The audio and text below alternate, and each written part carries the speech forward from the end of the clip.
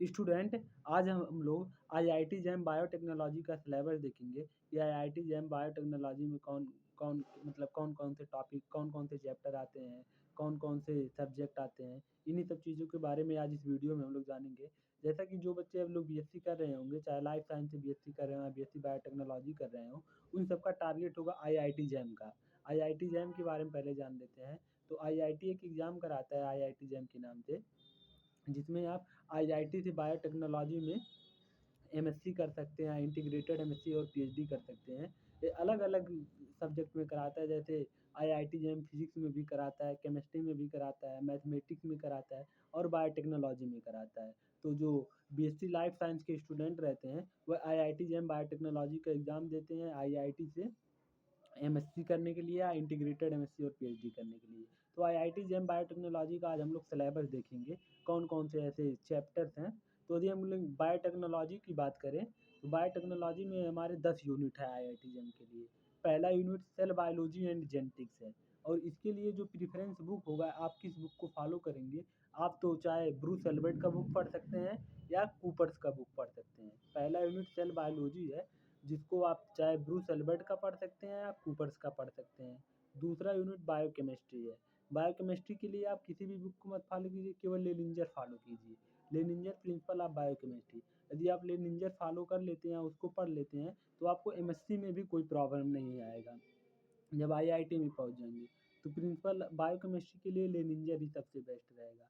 तीसरा जेनेटिक्स है।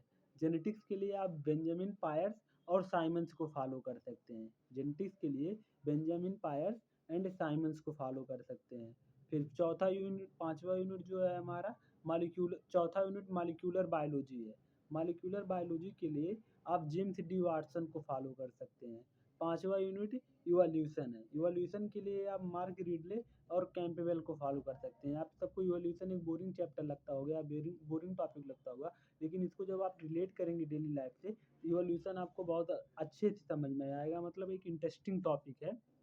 उसी तरह हमारा इकोलॉजी भी होता है, उसको भी जब आप रिलेट करके पढ़ेंगे डेली लाइफ से, तो वो भी बहुत अच्छे से समझ में आता है। बच्चों को इवोल्यूशन और इकोलॉजी में बहुत प्रॉब्लम्स आती हैं, मतलब बोरिंग लगता है। इनको जब आप डेली लाइफ से रिलेट करके पढ़ेंगे, तो बहुत अच्छे से समझ में आएगा। तो इवोल्यूशन के लिए आप मार्क रीडले और कैंपबेल को फॉलो कर सकते हैं। फिर माइक्रोबायोलॉजी के लिए आपको कोई बुक नहीं फॉलो करना है, केवल प्री-स्कॉट फॉलो करना है। आप प्री-स्कॉट को फॉलो कर लेंगे, तो आपको आईआईटी जेईई तक कहीं भी प्रॉब्लम नहीं आएगा। माइक्रोबायोलॉजी के लिए आप आँख बंद करके प्री-स्कॉट पे भरोसा करिए। फिर प्लांट बायोलॉजी के लिए तेज पे कर लीजिए, तेज प्लांट बायोलॉजी का। फिर एनिमल बायोलॉजी के लिए आप गाइटेंस एंड टॉर्टोरा पढ़ लीजिए। एनिमल बायोलॉजी जो फिजियोलॉजी और एनाटॉमी आता है, उसके लिए आप गाइटेंस और टॉर्टोरा पढ़ सकते हैं।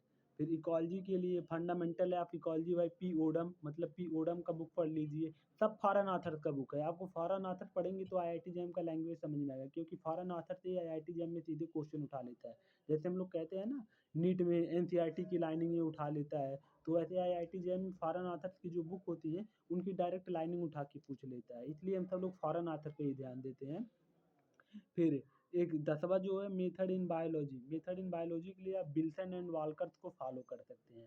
तो ये आईआईटी जेईई बायोटेक्नोलॉजी में केवल बायोलॉजी का सिलेबस, बायोटेक्नोलॉजी का सिलेबस हमने बताया है, 10 यूनिट है। अब इसके अलावा आईआईटी जेईई बायोटेक्नोलॉजी के एंट्रेंस एग्जाम में 3 और सब्जेक्ट पूछे जाते हैं।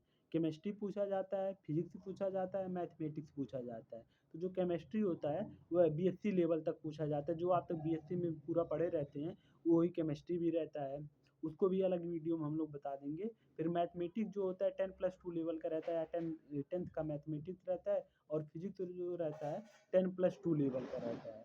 यही हमारा आईआईटी जेईई बायोटेक्नोलॉजी का सिलेबस है।